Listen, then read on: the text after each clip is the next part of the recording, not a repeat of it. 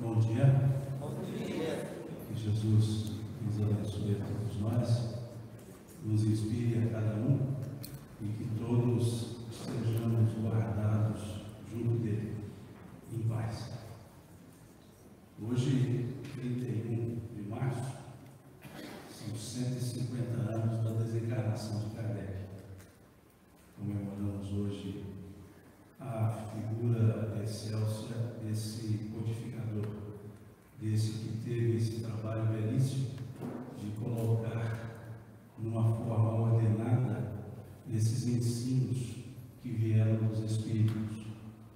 Esse homem que teve a humildade, tal qual João Batista também a teve, de ceder o espaço da sua intelectualidade para que uma verdade maior pudesse tomar forma. João Batista, quando ele conheceu a Jesus, quando ele o reencontrou, ele atende Jesus no Jordão e depois, quando Jesus está saindo, João Batista diz para os seus dois discípulos, na época, André e Tiago, diz a eles, olhando para Jesus: é necessário que ele cresça e eu me diminua, disse João Batista, entendendo que um valor maior havia surgido e que era espaço desse valor maior. Da mesma forma fez Kardec, quando chegam as orientações dos Espíritos, e Kardec, logo na introdução do livro dos Espíritos, nomina a doutrina como Espiritismo e não como Kardecismo. Ele optou pelo nome Espiritismo porque dizia a ele: a doutrina não é minha, a doutrina é dos Espíritos. Então ele criou o nome Espiritismo, como se estivesse dizendo: é necessário que eu me diminua para que essa doutrina realmente apareça e cresça. E ali, humildemente, com toda a sua bagagem de conhecimento, ele a usou como elemento de método, mas deixou que o elemento de conhecimento viesse dos Espíritos. Então, além de todo esse trabalho, ele fez a demonstração viva de que o Espiritismo é maior do que nós mesmos. Um homem que recebeu uma missão muito difícil, que foi dita a ele pelo Espírito de verdade, conforme o próprio Kardec escreve lá no item Minha Missão, no livro Obras Póstumas. Ele, ouvindo qual seria a sua missão, as dificuldades pelas quais ele passaria, ele diz aos Espíritos, ao Espírito de verdade: se eu não aceitar essa missão, e o Espírito de verdade disse: outro te substituirá, pois os desígnios de Deus não podem parar sobre uma só cabeça. E ele entendeu claramente isso, que ele era um instrumento muito bem afinado, mas um instrumento que teria o seu som, mas a melodia viria dos Espíritos. Então, quando dizemos 150 anos da sua desencarnação, é o reconhecimento de todo esse trabalho que ele propiciou-nos de entendimento da doutrina espírita.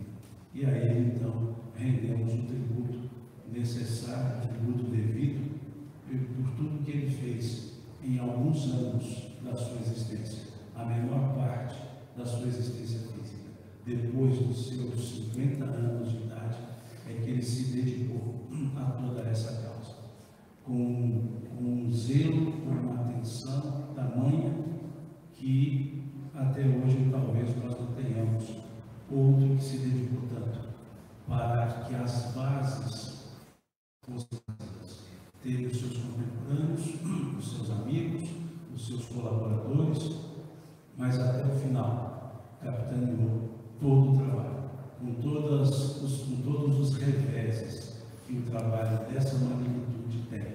E hoje podemos ter aqui conosco todas essas informações que os Espíritos nos trouxeram na forma de uma doutrina.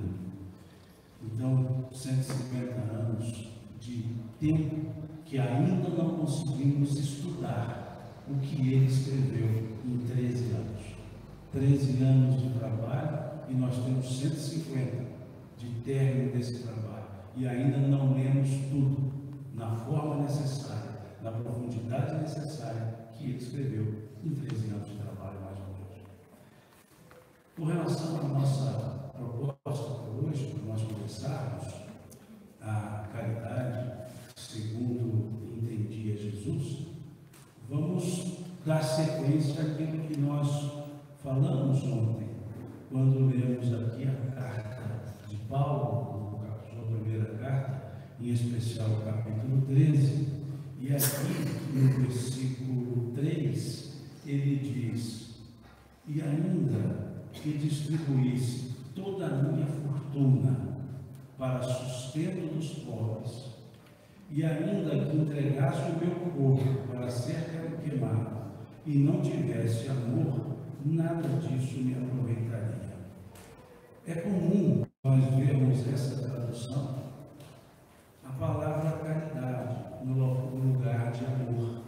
Há quem traduz como amor, há quem traduz como caridade. Porque dissemos ontem, essas palavras são as mesmas. A caritatis, caritas, significa amor. É a forma latina, é a forma etimológica grega de se referir a amor. Ao amor que nós dissemos ontem, esse amor filho, esse amor ágape. Então, quando se traduz caridade ou amor, o sentido é o mesmo. E aqui nesse versículo, o que se diz? Ainda que eu distribuísse todos os meus bens, toda a minha fortuna, diz o texto, para a satisfação dos pobres, se não tivesse caridade, se não tivesse amor, de nada adiantaria. Aqui então, nessa carta, o apóstolo Paulo, ele bem deixa claro para nós que há uma diferença entre a caridade e há uma diferença dessa caridade com o ato material, pura e simplesmente. O dar a esmola e o fazer caridade não são necessariamente as mesmas coisas. O dar a esmola, o fazer, o ato em si, se ele não tiver ou estiver revestido de um sentimento que norteia o motivo daquele ato material, não é um ato de caridade, é um ato de assistência, não há dúvida, é um ato que dá assistência. Mas o que mais esse ato representa? O que mais isso pode ser feito? Ou mais do que isso pode ser feito? Então, quando o apóstolo Paulo colocava dessa forma, ele deixava claro: ainda que eu distribuísse toda a minha fortuna, toda a minha riqueza, se eu não tivesse caridade, se eu não tivesse amor, se eu não tivesse sentimento, de nada adiantaria. Não adiantaria no aspecto pleno da ligação entre beneficiário e aquele que prestou o concurso, aquele que prestou o benefício. Não havia ligação entre os dois. Não havia sequer, ou haveria sequer, o conhecimento em relação àquela pessoa, àquela outra pessoa. O ato puro e simples, ele pode ser percebido à distância como bom, mas nem sempre ele é bom no aspecto do sentimento nele colocado. Se nós observarmos a distância, suponhamos que aqui uma pessoa me pede um auxílio e alguém está distante de maneira tal que não escute o que eu estou falando com a pessoa que veio me pedir o donativo. A pessoa veio pedir, eu não dei nada, pediu de novo, pediu de novo, pediu de novo, e aí eu digo a ela assim: tá bom, vai, toma, me dá sossego. Eu e ela ouvimos isso, a pessoa que está longe não. E ela vai dizer: olha, a pessoa ficou ali com o Simão e ele ficou um tempo grande com ela e deu a ela uma ajuda. Olha que ato de caridade. Não, isso que aconteceu aqui foi um ato para que distanciasse, para que aquela pessoa deixasse de ficar em conta com outra. Então o ato visto não necessariamente é o ato real, é o ato acontecido. Quando muitas vezes vamos à campanha do quilo, porque eu me comprometi, mas vou sem a vontade de ir, Quando muitas vezes me convidam, eu digo, bom, é melhor eu ir, porque senão o que vão pensar de mim? Eu fico ali falando sobre caridade, na hora de ir eu não vou. Veja, o ato que eu vou praticar será bom, mas o motivo pelo qual eu me movi não é bom, não é sustentável. É o que escreveu Leon Denis, no capítulo 24 do livro O Problema do Ser, do Destino e da Dor. Hoje mais traduzido como O Problema do Ser e do Destino, porque a obra original de Leon Denis não tem o título da dor, é O Problema do Ser e do Destino. E quando traduzido para a língua portuguesa, acrescentou-se o da dor mediante a autorização de Leon Denis, porque foi dito a ele, ele disse, tudo bem. Hoje já se traduz as novas traduções, já O Problema do Ser e do Destino. E no capítulo 24 dessa obra, Leon Denis escreve: quando os meus atos são bons e os meus pensamentos são maus, existe uma falsa aparência do bem. Veja como ele escreve. Quando os meus atos são bons, os sentimentos são maus, os pensamentos são maus, existe uma falsa aparência do bem. É o presidente do centro, que alguém diz assim, você vai na campanha do quê? E ele responde, claro, eu sou o presidente, se eu não for, o que vão falar de mim? O ato é bom, o motivo não é bom, o motivo é obrigação, o motivo é aparência. Então, o ato é bom, o pensamento é mau, existe uma falsa aparência do bem. E é o que nós observamos quando lemos o capítulo 6 do Evangelho de Mateus.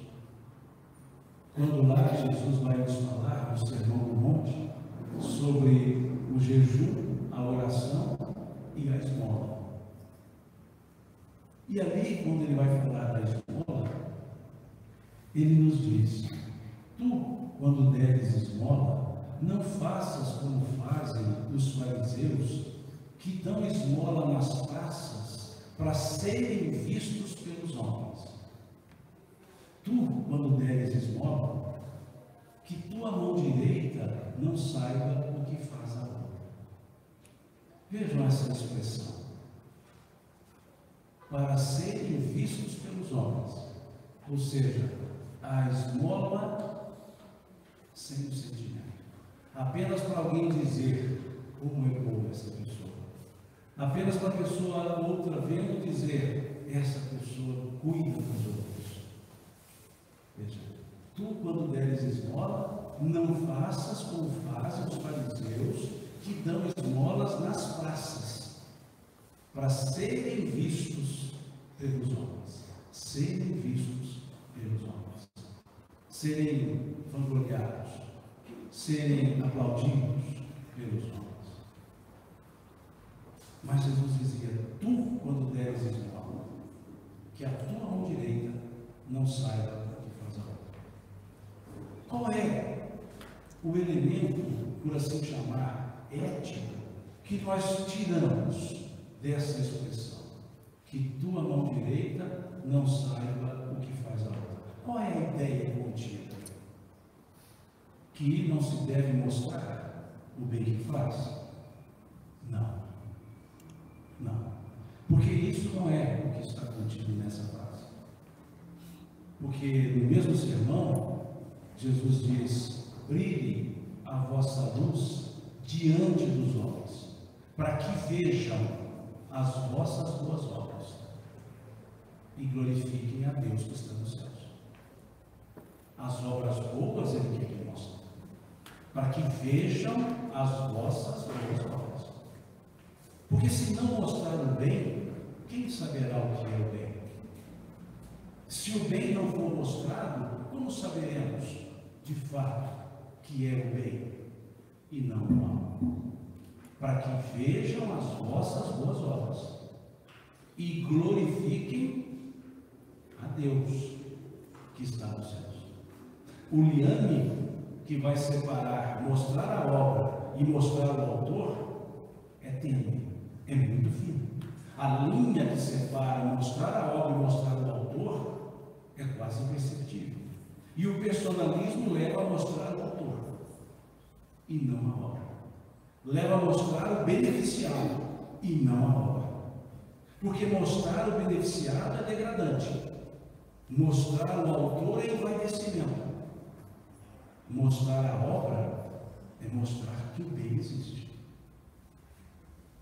Mas para entender isso, então, Jesus foi dizer novamente que a tua mão direita não saiba o que faz a outra.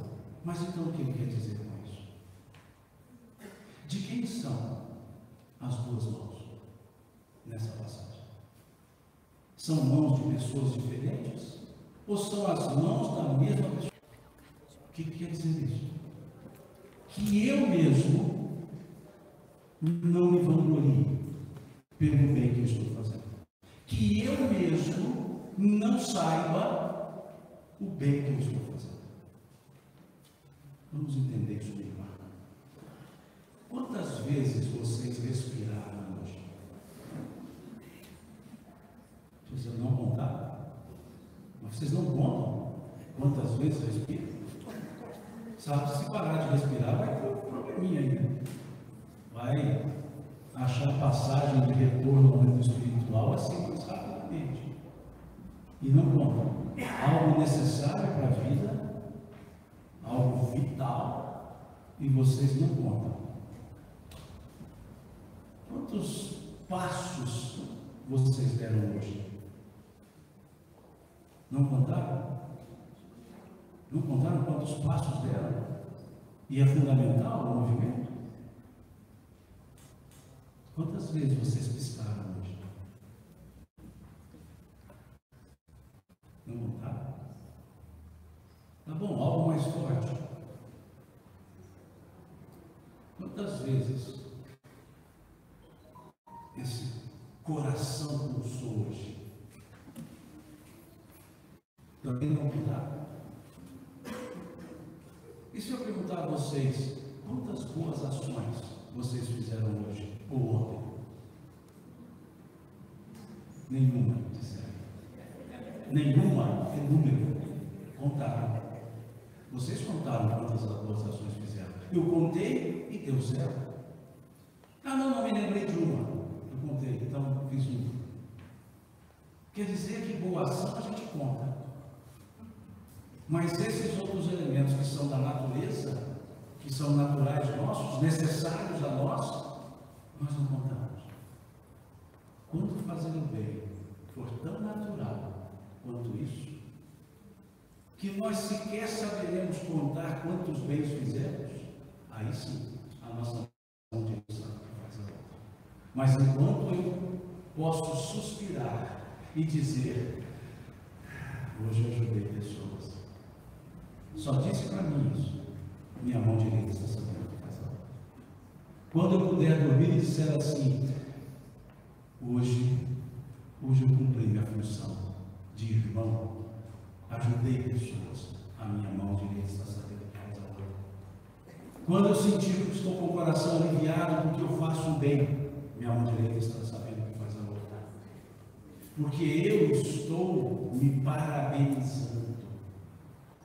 Lá no íntimo da consciência, eu estou dizendo para mim, yes, fui bom. Lá no íntimo eu estou dizendo, eu podia ter reagido, não reagi. Lá no íntimo eu estou dizendo, não, eu mostrei para a pessoa que o silêncio é caridade, porque eu podia ter feito isso e não fiz. A minha mão direita está sabendo o que faz a outra. Porque eu não estou em pé nas praças, mas eu estou em pé no espelho, olhando para mim e dizendo, parabéns, que a tua mão direita não saiba o que faz a outra. Por quê? Porque fazer o bem é da natureza, não é exceção. Fazer o bem não deve ser exceção. Ser bom não deve ser exceção. Ser bom é da natureza. Ser bom é o normal. O bem é o absoluto. O mal é o relativo. Como disse Kardec, melhor dizendo, capítulo 3 do livro A Gênese, O mal é a ausência do bem. Se o mal é a ausência do bem, o bem é que é o absoluto. Então, o ato, a benevolência é o absoluto. A bondade é o elemento absoluto. E nós tratamos como exceção. Tamanha é a exceção que eu fico satisfeito por ter feito bem. Como, na verdade, eu deveria estar normal por ter feito bem. Porque nada é além do que a normalidade que se espera de qualquer pessoa. Mas ainda não estamos nesse nível. Ainda não estamos nesse processo. Ainda. Estamos caminhando para ele, sim. Errar menos já é virtuoso, sim. Porque errávamos mais. Fazer esse bem, sentir feliz por isso, já é um avanço? É. Mas ainda com direito está vendo que faz a outra. Ainda não é o top. Ainda não é o elemento máximo. Ainda é o caminho. Que nos mostra que estamos no caminho certo. Que nos mostra que estamos agindo certo. Mas que ainda, ao mesmo tempo, há mais a ser caminhado. Há mais a ser trabalhado. Por isso, a linha que vai separar, mostrar a si mesmo e mostrar a obra, ser muito pequeno, ser muito fino, ser muito tempo. Porque ainda não somos. E é isso que está lá no capítulo 6 do Evangelho de Mateus. E fez parte do Sermão do Monte. Fez parte da estrutura daquele sermão, que é o elemento onde está a moral do Cristo. Que Mateus mais bem desdobrou em 3 capítulos, 5, 6, 7 do Evangelho dele. Não que Mateus tenha separado em capítulo, porque os capítulos não são separações feitas pelos evangelistas. Eles apenas escreveram. Capítulos foram ordenações feitas a posteriori, para facilitar o entendimento de quem lê. Mas na forma que é apresentada hoje, são 3 capítulos. É um sermão desdobrado que não se limita às bem-aventuranças somente. Fala da solicitude pela vida, fala dos juízos temerários, fala da benevolência, fala da oração, fala do jejum, fala da esmola, fala da compaixão. São elementos diversos contidos aqui. E Jesus coloca justamente isso. Justamente no Sermão do Monte, um tópico para dizer da esmola. E ao dizer da esmola, ele diz no mesmo momento da oração, no mesmo momento do jejum, porque eram as regras da lei. E ele foi chamar a atenção para isso. Tu, quando deres esmola, não faças como fazem os fariseus, que dão as esmolas nas praças para serem vistos pelos homens. Tu, quando deres esmola, que a tua mão direita não saiba o que faz a outra. A tua mão direita. Então, trabalhemos mais com esse elemento do sentimento. Deixemos menos as aparências e fiquemos mais com o sentimento. Não nos limitemos ao sentimento sem ação, mas também agir sem o sentimento ainda é um ato deficitário na sua completude para se chamar de fato a caridade. E nesse sentido, nós temos gravado no Evangelho de Lucas, no capítulo 11, em especial, o versículo 41, quando Jesus diz: dai antes esmola daquilo que tiverdes. Veja que interessante. Dai antes esmola daquilo que tiverdes. Veja o verbo dar e o verbo ter. Dai antes esmola daquilo que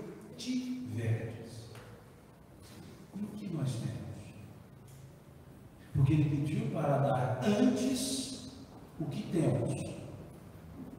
E Emmanuel, no capítulo 60 do livro Fonte Viva, ele vai analisar essa passagem, esse versículo, essa frase de Jesus: dai antes esmola daquilo que tiverdes, e vai dizer que dar o que tem é diferente de dar o que detém.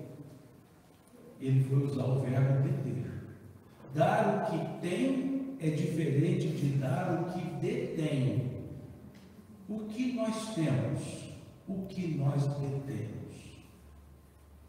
O que não é nosso? Tudo aquilo que fica quando nós voltamos ao mundo espiritual. Nada disso é nosso. Está conosco. Não somos proprietários, somos usufrutuários, somos fiéis depositários, somos posseiros. Temos a posse, mas não temos a propriedade. Por que não temos? Porque voltamos ao mundo espiritual e isso continua aqui, o que é material.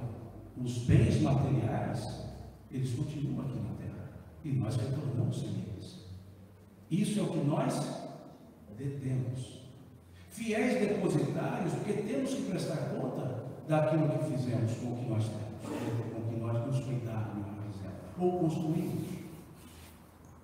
Prestar conta no sentido de utilidade nos bens materiais, colocá-los a serviço das pessoas. Isso nos faz fiéis depositários. Mas também somos os usufrutuários, usamos desses bens materiais que temos aqui na Terra. Mas não os temos enquanto essência. Então diz Emmanuel que dar o que detém vem depois de dar o que tem. Porque Jesus disse: dai antes esmola daquilo que tiverdes. E ele, Emmanuel, diz bem na sua forma manuelina: é sempre reduzida a caridade que alimenta o estômago, mas que não está disposto a perdoar as ofensas, ou disposta a perdoar as ofensas, ou a servir diretamente, sem imposições e condições. Veja o que ele escreve nesse capítulo 60. É sempre reduzida a caridade que alimenta o estômago, ou seja, material, mas que não esquece as ofensas, mas que não está disposta a servir diretamente, sem nenhuma pré-condição. Isso é o deter, é o dar o que detém. E diz ele: dai antes esmola daquilo que tiverdes. Dai antes, diz Jesus. Antes. E o que nós temos? É o que volta para nós. Nós temos aquilo que nós levamos de volta. Nós temos o tempo que nós temos, que nós dispensamos. Nós temos a presença, nós temos a boa palavra, nós temos as palavras de ânimo, nós temos o interesse por servir, nós temos os pensamentos, nós temos o sentimento. Dai antes. Veja, tudo isso. Dai antes. Depois sim, os elementos materiais. Esse depois não quer dizer agora dei, espera mais um pouquinho, vem o material. Não, é concomitante. É ao mesmo tempo. Dai antes daquilo que tiverdes. O poeta libanês, Khalil Gibran, no livro, salvo engano, Areia e Espuma, ele dizia: vós pouco dais, quando dais de vossas posses. Quando derdes de vós mesmos, é que realmente dareis. Eu desconfio que ele leu essa passagem do Evangelho de Lucas, porque o que ele escreveu na forma de poema foi o que Jesus nos trouxe na forma de instrução. Dai antes esmola daquilo que tiverdes. Vós pouco dais, quando dais de vossas posses. Quando derdes de vós mesmos, é que realmente dareis. Veja uma forma interessante. Esse dar de si, que está lá no capítulo 13 do Evangelho segundo o Espiritismo, lá na passagem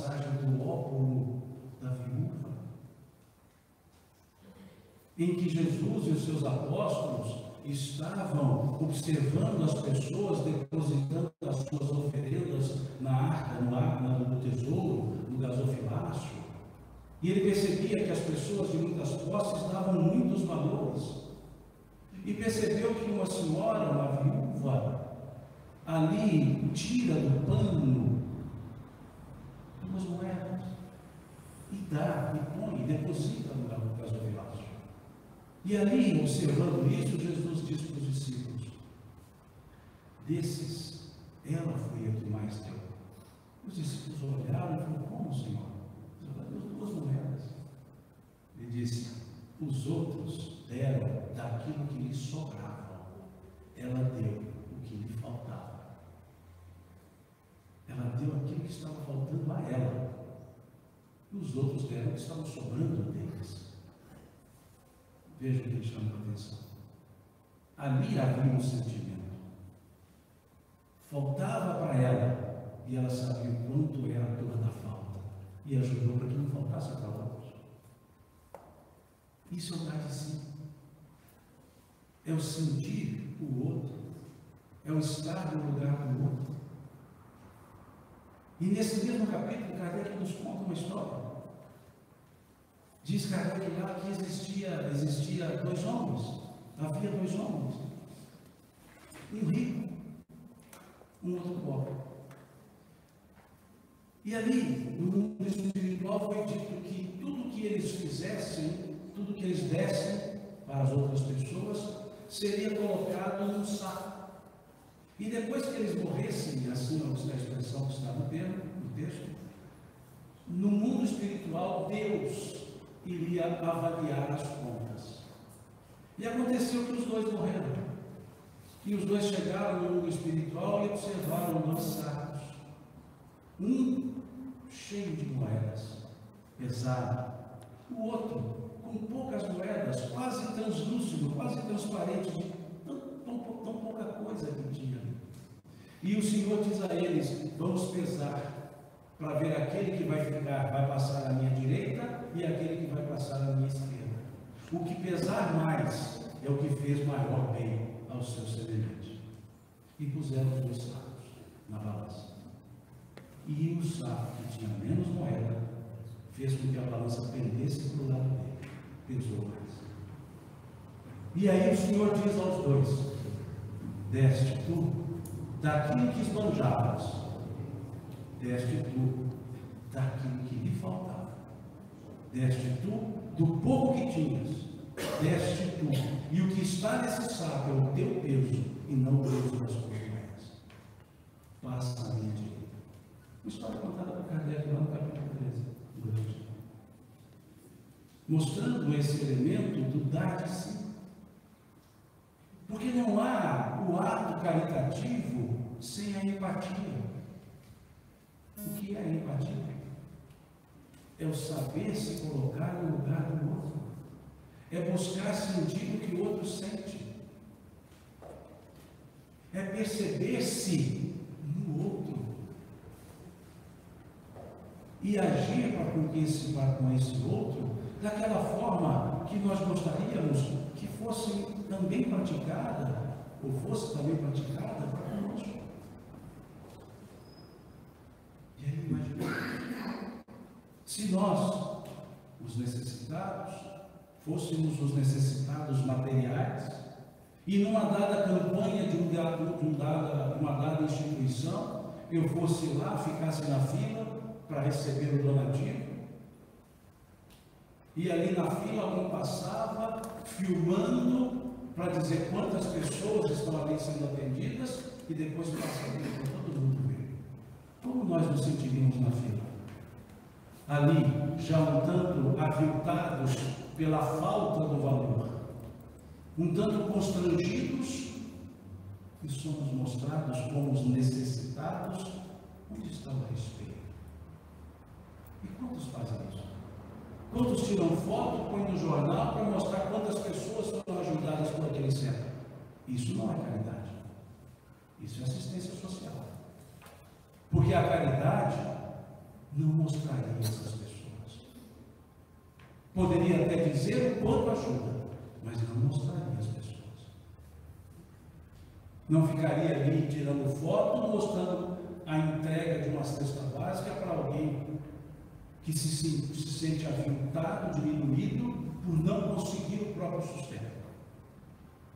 E faça isso dizendo atos de caridade. Não, atos de assistência. Assistência social, mas não caridade. Peço licença para contar um fato ocorrido na nossa casa espírita, a Casa do Caminho, lá em Patrocínio. Uma tarde, no sábado, estávamos no centro e chega um senhor. Ele chega com as chaves de um carro e o documento desse carro. Ele chegou e disse: olha, eu vim aqui porque eu vi que estava aberto, eu sei que vocês entregam, dão alimentos, distribuem cestas, e é o seguinte, eu não sou uma pessoa necessitada, eu estou necessitando, mas eu não sou. Vou explicar o que ele disse.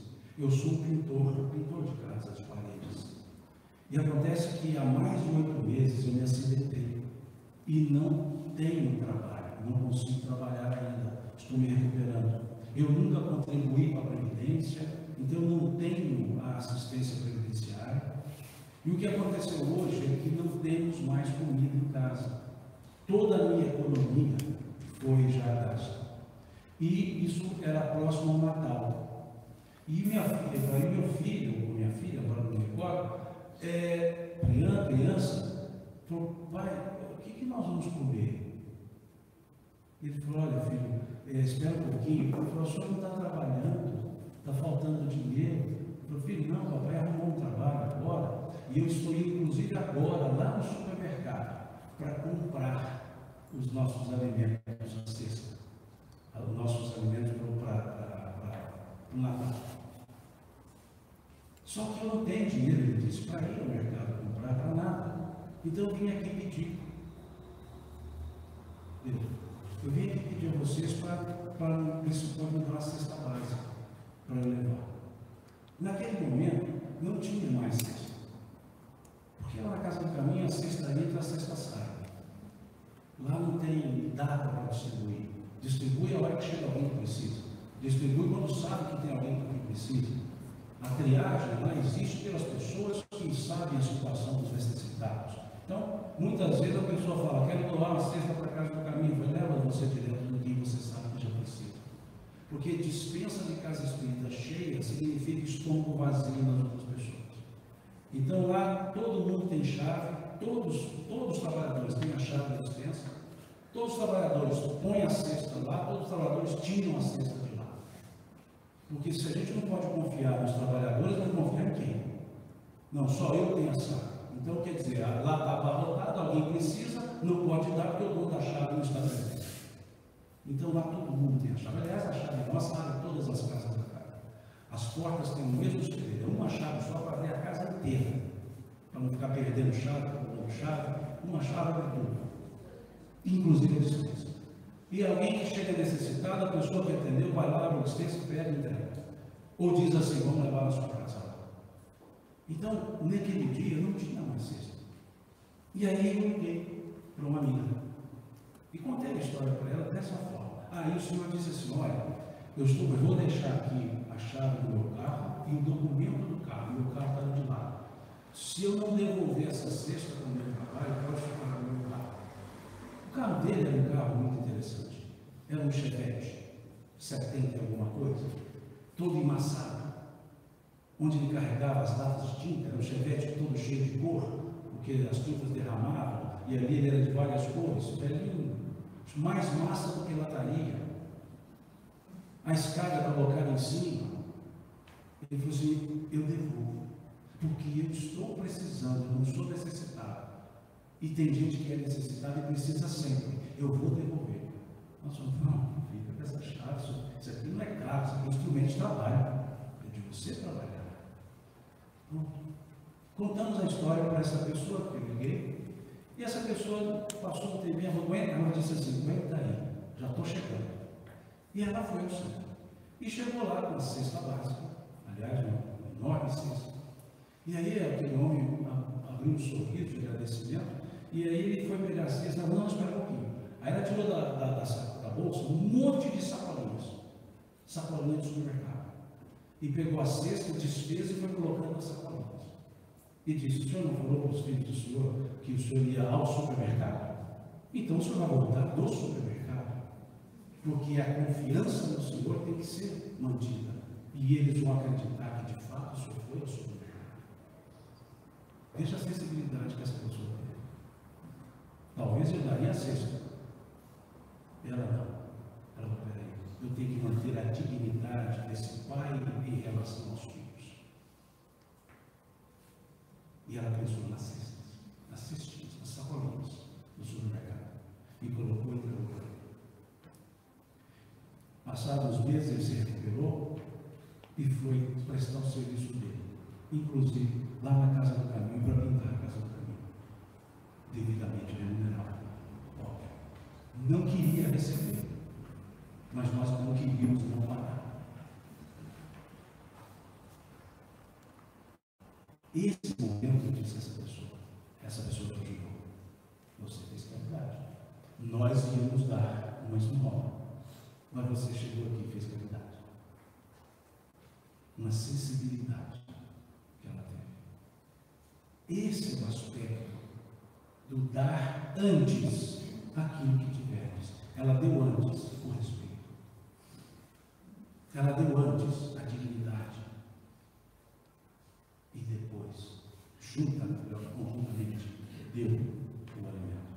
Conjuntamente, ela fez a caridade. E esse ato já tem anos. E eu sempre me lembro dele como se fosse agora.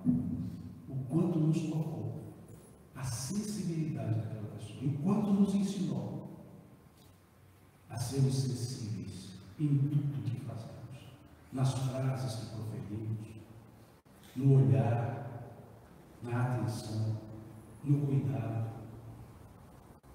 Não tirou foto, trouxe sacolas.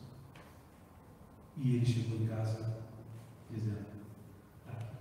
E aquela criança ficou o quê? Segura com o pai. De fato ele produziu, ele está trabalhando aquilo, daí a estabilidade emocional na família. Veja uma sensibilidade que essa senhora teve, essa companheira, que chegou com esses detalhes. Então, são diferenças que precisam ser observadas. Lá em Patrocínio, nós temos o TG, o tiro de guerra. Há um tempo, o sargento era um frequentador da casa, um trabalhador da casa, espírita, e eles faziam uma marcha aos domingos, uma marcha pesada, uma marcha com mochila, com peso. A marcha começava às 5h30 da manhã, mais ou menos, e até atrasava um pouco, e ela começava com as mochilas vazias, ela era o contrário, saía com as mochilas vazias. E quando voltava a marcha, voltava com as mochilas cheias, porque o trabalho deles era fazer a marcha, bater de porta em porta e fazer a campanha do quilo. Eles batiam de porta em porta e pediam alimentos. Iam botando na mochila, e fazia a marcha forçada, né? A marcha mais acelerada, na volta com as mochilas. E no sábado, a Casa do Caminho faz a campanha do quilo. E eu ficava observando e pensando naquela época.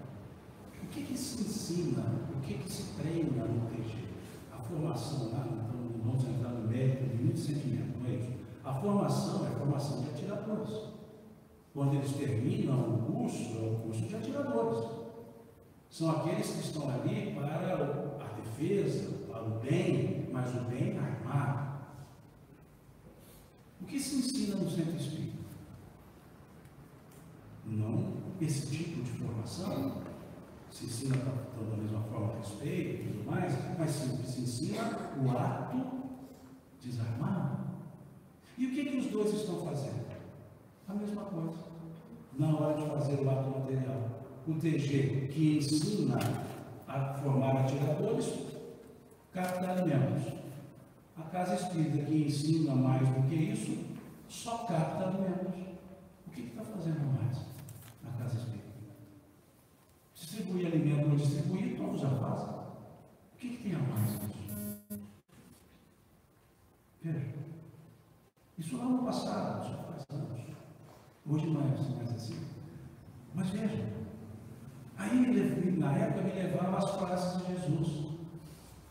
Se alguém vos constranger a caminhar uma légua, caminha duas.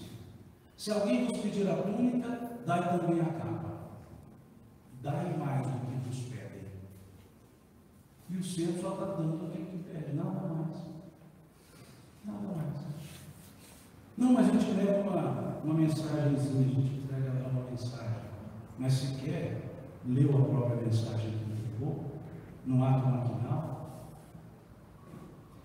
Uma vez também na campanha do Quilo, um senhor com o qual eu busquei aprender muito, não consegui aprender tanto quanto eu gostaria, sobre o Durval, já desencarnado, era um cambista, vendia lá os bilhetes de loteria. Hoje eu não tenho nada para dar. Hoje a esposa saiu e ela não entende que não te dão as coisas. Eu mal sei. É o seguinte, se eu for dar agora, eu tenho que. Eu faço questão, vou lá nos 100 gramas de arroz. Mas se uma casa, ele bateu, a pessoa forçou do Durval. Mas se uma casa, ele bateu, a pessoa forçou do Durval. Eu não tinha nenhuma condição para servir. E assim nós temos que pensar, Jesus. E assim nós temos que pensar, Jesus, quando multiplicou os pães, pensando em todos, de comer. Vós, não chamem, vão até eles. Dai vós o estômago colado às costas e tem que ouvir uma e indulgentes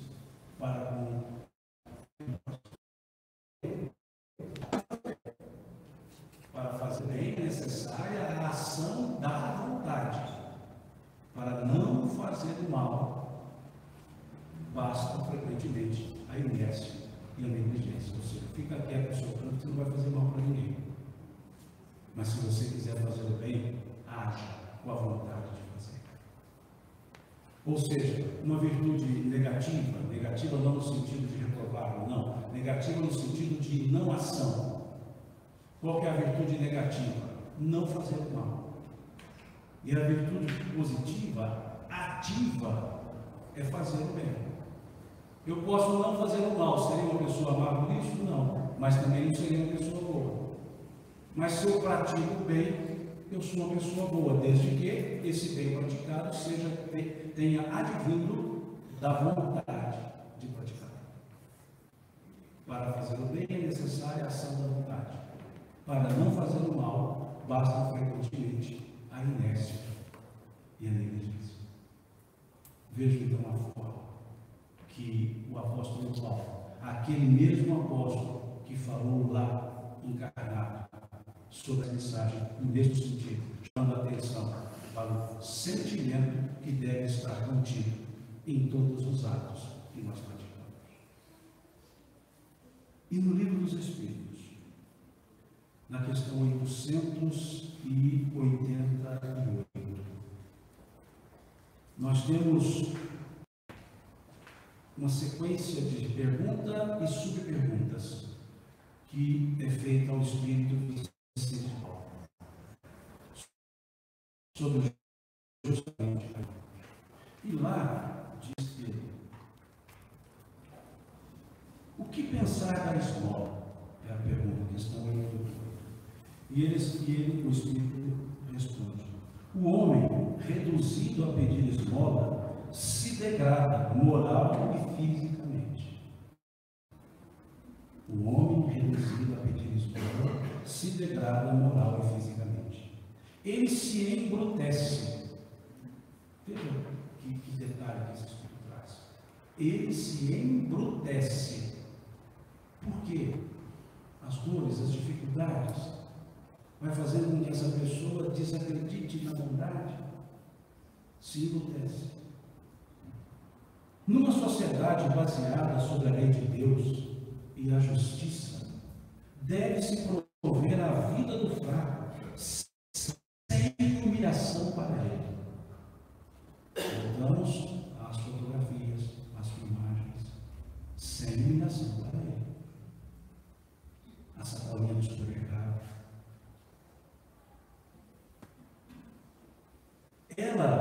A sociedade, deve assegurar a existência digna daqueles que não conseguem trabalhar, sem deixar sua vida à mercê do acaso e da boa vontade alheia. E vem a sua pergunta: reprovais a esmola?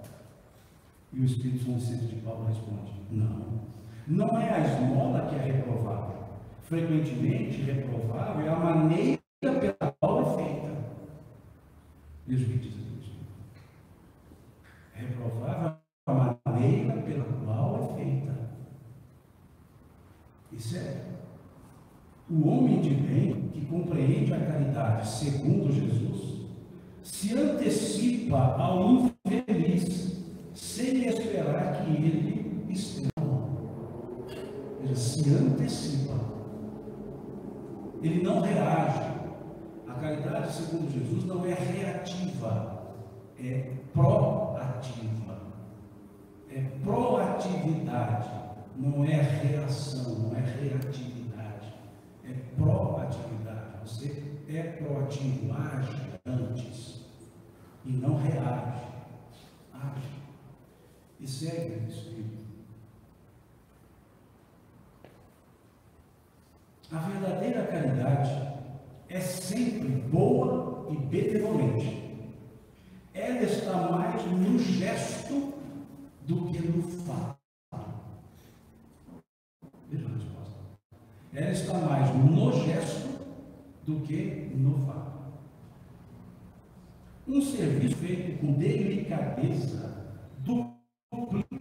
duplica.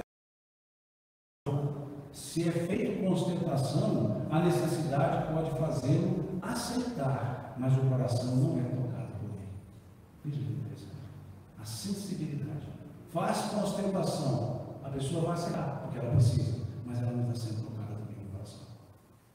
Porque ele dá o que não tem, e ninguém recebe o que não foi dado. E segue. Lembrai-vos também que a ostentação aos olhos de Deus tira o mérito do próprio favor. Disse Jesus, que a vossa mão esquerda ignore o que dá a vossa mão direita. Ele vos ensina com isso, a não deslustrar a caridade pelo orgulho próprio. É preciso distinguir a esmola propriamente dita da beneficência. O mais necessitado não é sempre aquele que pede. O receio de uma humilhação retém o verdadeiro pobre e frequentemente ele sofre sem se lamentar. É a este em especial que o homem verdadeiramente humano sabe ir procurar sem ostentação. Veja. Amai-vos uns aos outros. É toda a lei. A lei divina pela qual Deus governa os mundos. O amor é a lei de atração para os seres vivos e organizados. A atração é a lei de amor para a matéria orgânica.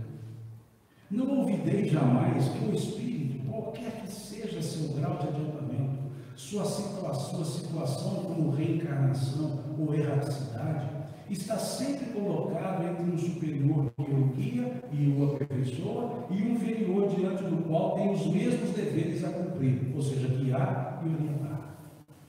Portanto, sede caridosos, não somente dessa caridade que vos leva a tirar de vossa bolsa o óbolo que dais friamente àquele que ousa vos pedir, mas ide ao encontro das misérias ocultas. Sede indulgentes para com os defeitos dos vossos semelhantes, em lugar de menosprezar a ignorância e o vício. Instruí-os e moralizai-os, se possível. Sede dóceis e benevolentes para com todos os que vos são aparentemente inferiores, assim como em relação aos seres mais ínfimos, da própria criação. E tereis aí sim obedecido à lei de Deus. Veja como ele trabalha essa questão 880 do Livro dos Espíritos, mostrando claramente o que é de fato esse sentido da caridade, esse sentido dos fazer o bem, esse sentido de unir-se ao necessitado, de estar junto ao necessitado. Talvez não tenhamos condições de dar o auxílio material, talvez não, mas podemos oferecer um ombro e dizer: dá um abraço, conta comigo aqui. Chorando junto, no último caso, como dizia o apóstolo Paulo, alegrai-vos com os que se alegram e chorai com os que choram, dizer. Esse ponto é o ponto do sentimento, é aquilo que dói, dói no sentido de compadecer, de ter um sentimento de compaixão.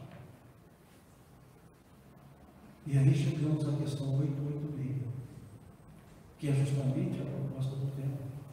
A questão 886 pergunta-se qual o verdadeiro sentido da palavra caridade, tal qual entendia Jesus.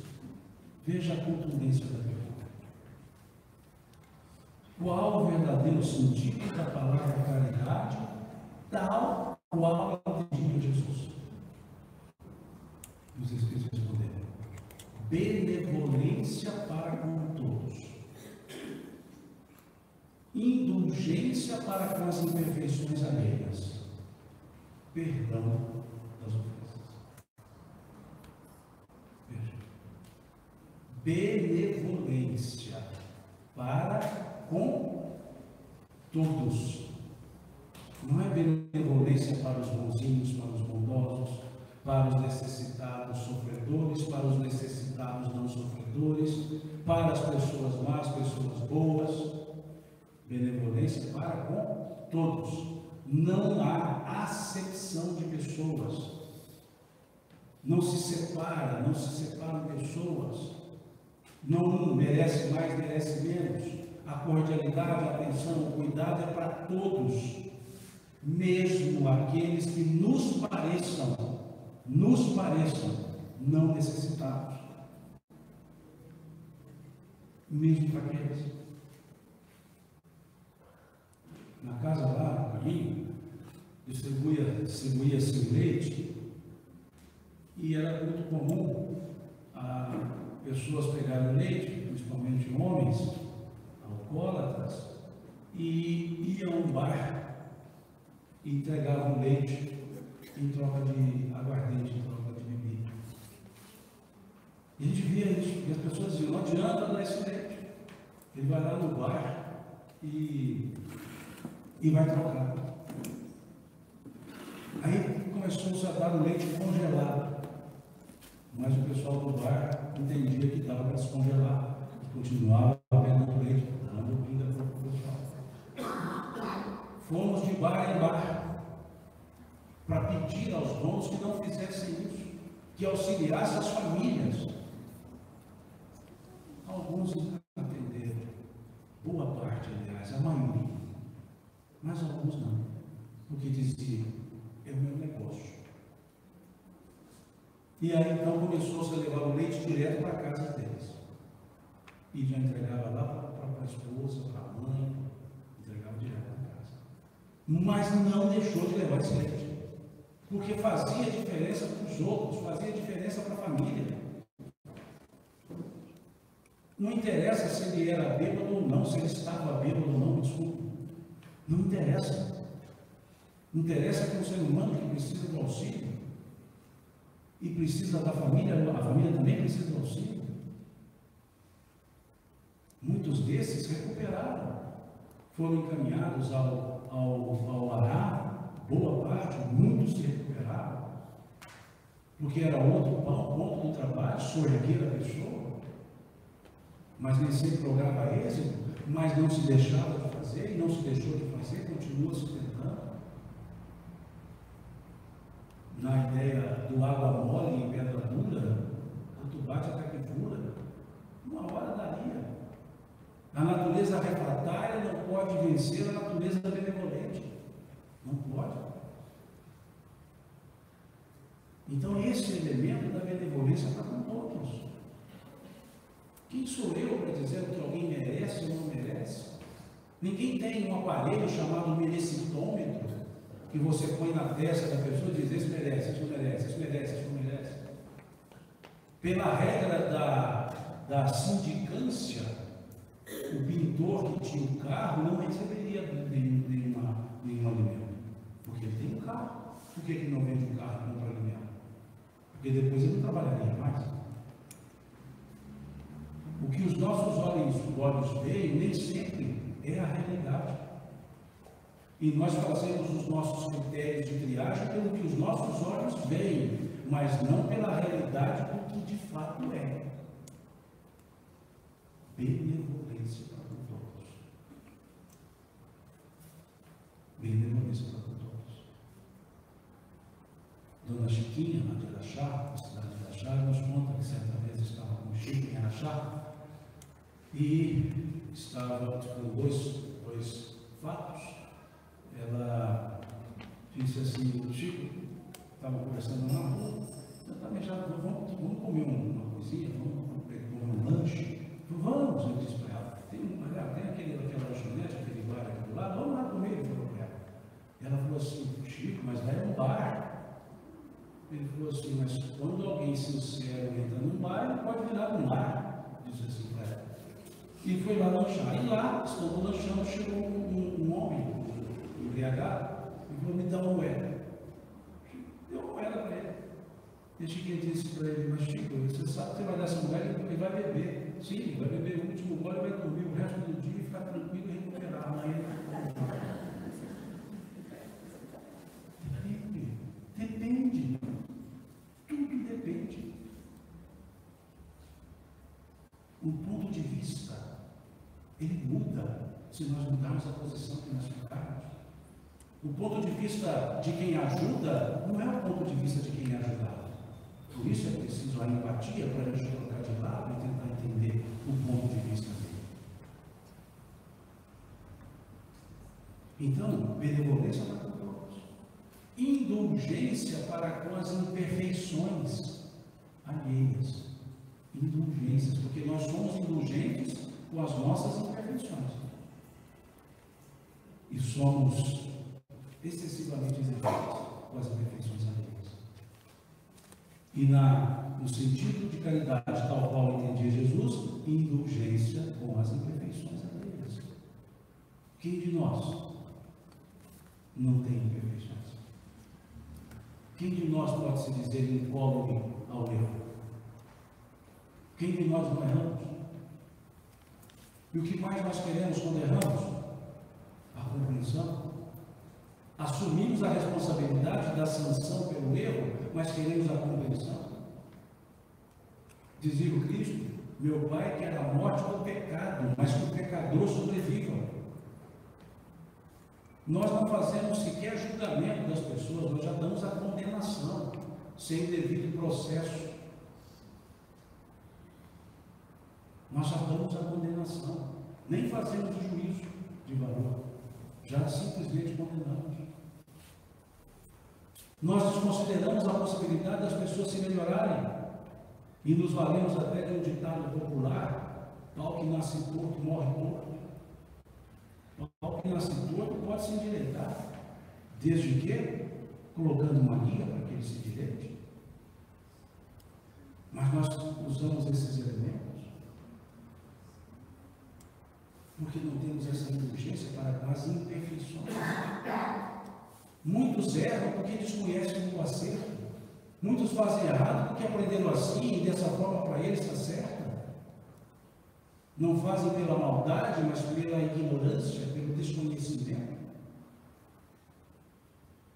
E falta de levar à luz o esclarecimento. que segue pela indulgência, que caminha pelos caminhos da indulgência. Então, veja, indulgência para com as imperfeições alheias.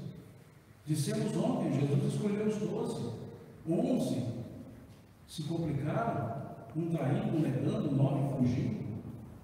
Todos tinham suas imperfeições e ele continuou com eles. Jantava em casa dos reprovados aos olhos da sociedade judaica à época, os publicanos, os estrangeiros. Como ele mesmo disse, não são os sãos que precisam de médico, mas os doentes.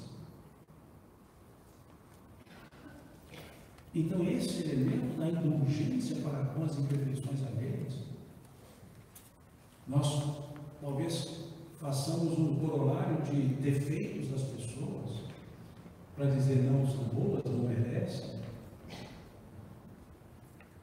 Então é bom que nós observemos o que Jesus disse: os olhos são as candeias do corpo, de sorte que se os teus olhos forem bons, todo o teu corpo terá luz. Ou seja, os olhos são lanternas que clareiam pela luz que trazemos por dentro. Os meus olhos enxergam aquilo que eu trago. Os olhos são reflexos. Se eu vejo defeito nas pessoas e me incomodo com esses defeitos, critico esses defeitos, aponto essas falhas de uma maneira ferina, é porque eu as tenho em mim e só consigo enxergar o que eu trago. Quando eu quero ser refratado a pessoas, dizendo essa pessoa é muito orgulhosa, não dá para ficar junto dela, é porque dois orgulhosos não ocupam o mesmo espaço, o mesmo lugar no espaço ao mesmo tempo, porque somos dois orgulhosos. Diferente de perceber o defeito e observar que tem possibilidade de melhoria, de dizer, apesar dos defeitos, tem virtudes que podem ser valorizadas e podem crescer, e se crescer, acabarão com os defeitos. Indulgência para com as imperfeições alheias e perdão das ofensas. Indulgência e perdão são sinônimos em tese, mas a indulgência tem um aspecto de compreensão, é o compreender, é o trazer o perdão compreendendo, é mais um aspecto de entender a outra pessoa, discordando até mesmo da outra pessoa, mas entendendo o momento pelo qual vive. Por isso usou o termo indulgência e logo em seguida o termo perdão, perdão das ofensas.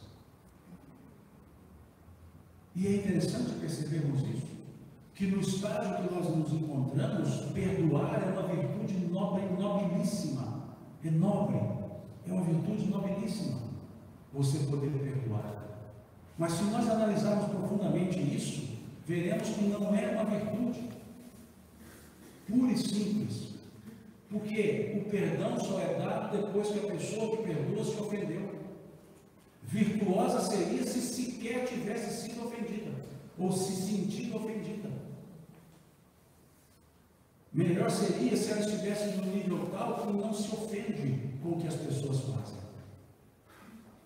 Mas como está no mesmo nível, se ofende, só que depois trabalha com a ofensa e leva o perdão. Só que muitas vezes, um perdão que foi elaborado a partir de uma superioridade de dizer, eu te perdoo.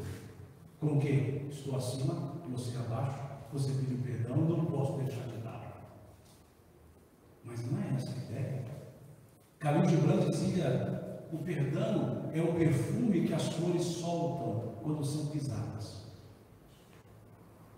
É imediato. Por quê? Porque ele não vai vir de uma ofensa.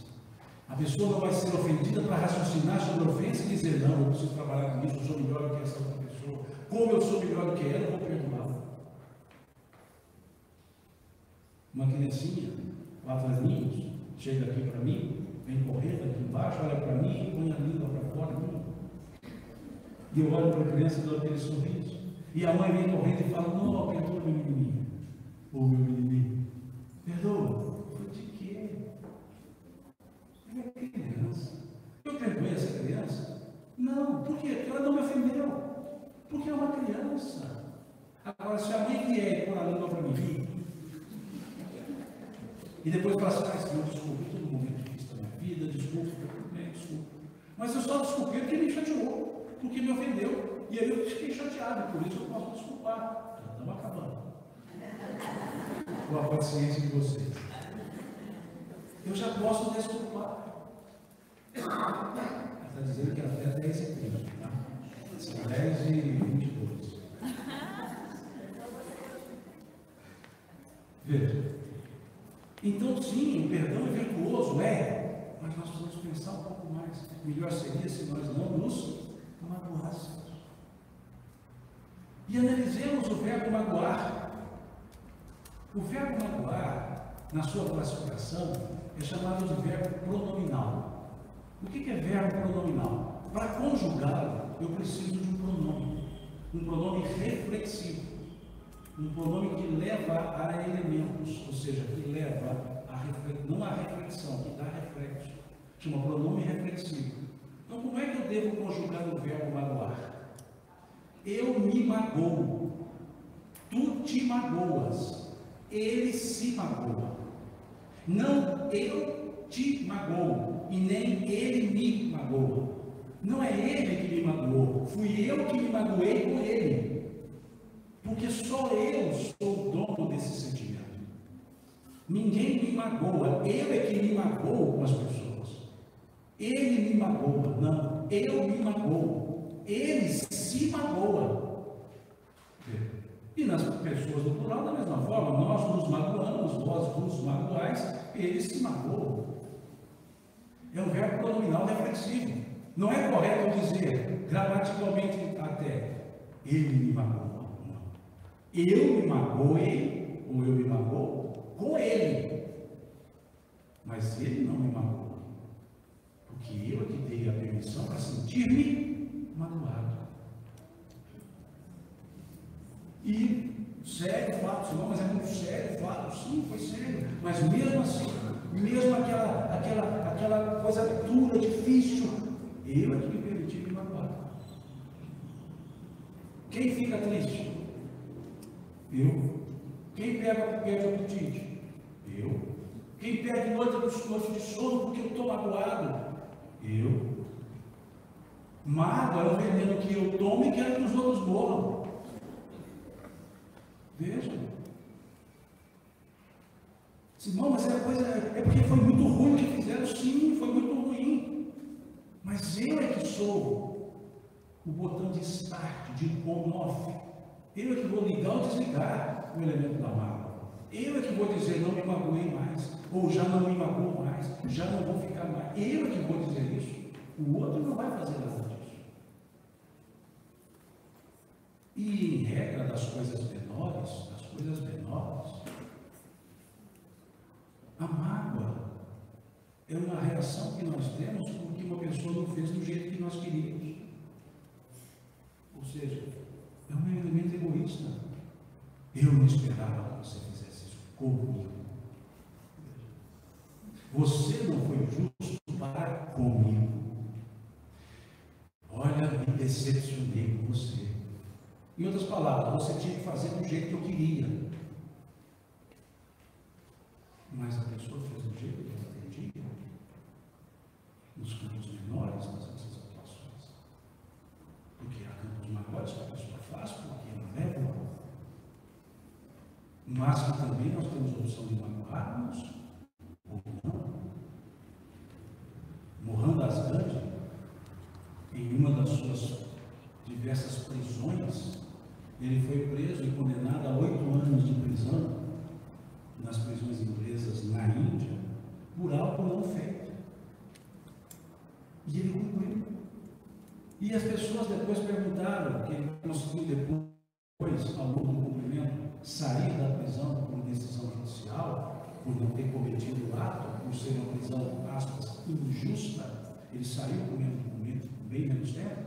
E a primeira pergunta que fizeram a ele: você, como pacifista, como pregador da não violência, no termo mais bonito da palavra, desobediência civil, a não violência, não devolver o ato de raiva, você perdoa a Inglaterra por essa injustiça da sua prisão? Ele disse: não perdoa. Mas como você, um pacifista, não perdoa? Porque ela não me ofendeu, eu estou acima disso. Por que eu perdoarei por um ato que não me ofensa? Quando então falamos do perdão e pedimos o perdão, na verdade estamos pedindo perdão para nós mesmos.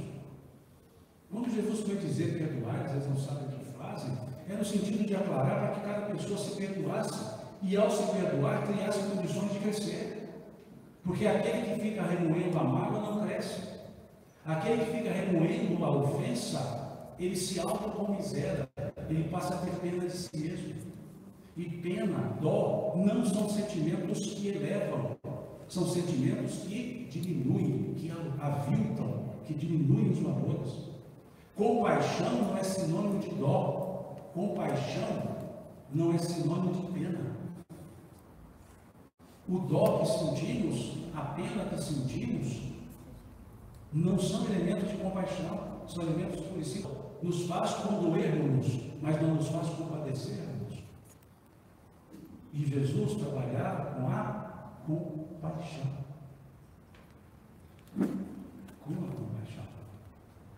Por isso, perdão das ofensas. Benevolência para com todos, indulgência para com as imperfeições alheias e perdão das ofensas.